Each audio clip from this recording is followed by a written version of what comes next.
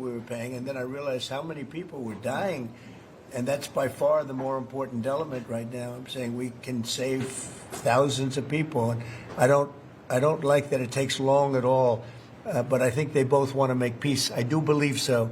There's a lot of hatred there. There's a lot of very bad blood, a lot of distrust, but I think I hope we're going to get there for the sake of a lot of young people that are dying. Mr. President, do you have a deadline for when the party... I have my own deadline. And we want it to be fast, and the Prime Minister is helping us. He wants it to be fast, too. And I think everybody in this, at this time in NATO, they want to see this thing happen.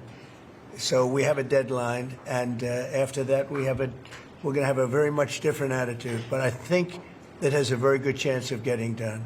Mr. President, what can Norway do to prove that they're an important ally to the U.S.? What can Norway do to prove Just that? keep doing what they're doing. We have a very good relationship with Norway.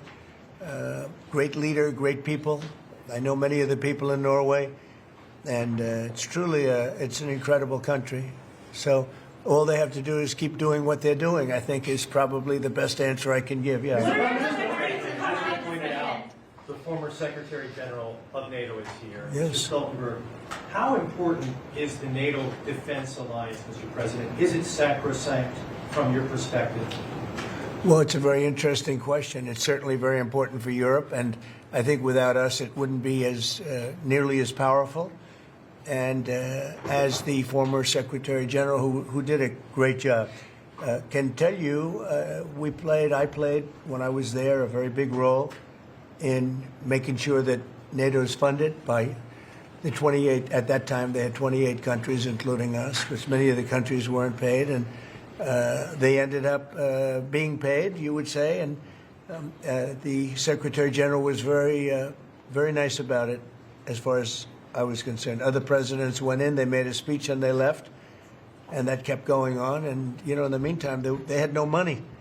And the United States was paying far more than its fair share. You could say that they were paying, I actually said sometimes it looked like 100%, and it was unfair. And the two of us worked very well together, and we took care of the situation. There are some... Mr. President. Yeah, please, go ahead. Norwegian statistics are showing that the U.S. actually has a trade surplus with Norway. Are you going to be looking into that and see which of the countries are actually in a trade surplus? Yeah, well, with the United States, almost everybody has a surplus. But not It's really an amazing amazing, numbers. it's an amazing phenomenon. No, there's a surplus of a couple of $1 billion, I think you have with us. I congratulate you. That's very good. We got to get a little bit of that for ourselves, maybe, but they do have a surplus. Norway has a surplus. Mr. President, in the current tariff situation, analysts have pointed out that the U.S. actually need allies. Do you consider Norway as a possible ally in the situation? I think Norway's always been an ally. They've been somebody we've been very close to, very friendly with. Maybe more so now with me than other people, but I think Norway's always been a great ally, yeah. Norway's been a friend. That's a very strange question, actually, because the U.S. is our lead ally, and we build on a relationship which you talk about now, Mr. President. Yeah. It's of high relevance, and I'm very happy that we have Secretary of State and Secretary of Defense. Right. So this is a very strong tie. But it was a question about ally in the tariff situation specifically. Tariffs. Yes.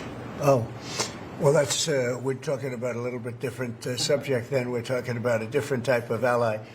No, in this case, he would be very much inclined to be an ally of Norway because he wants to make the best business deal possible. And Norway and the Norwegians are great business people. They're great traders. They're great, very smart nation, very well-managed nation, has been for a long time, and in particular now with this leadership.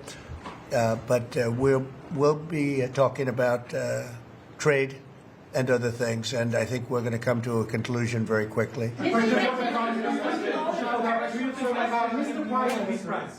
Prime Minister, I was wondering whether you think that Donald Trump, for his effort in Ukraine and otherwise, deserves to be nominated for a Nobel Peace Prize.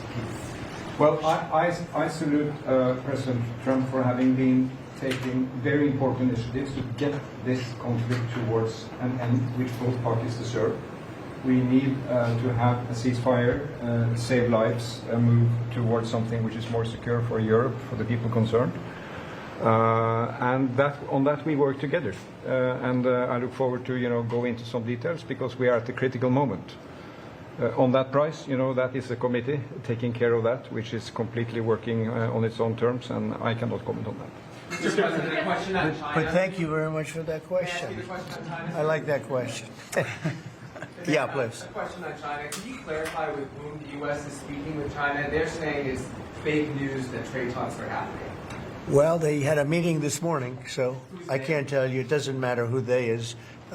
We may reveal it later, but they had meetings this morning, and we've been meeting with China.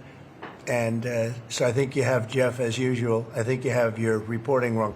Thank you very much. We'll see you. We'll see you inside. Thank you.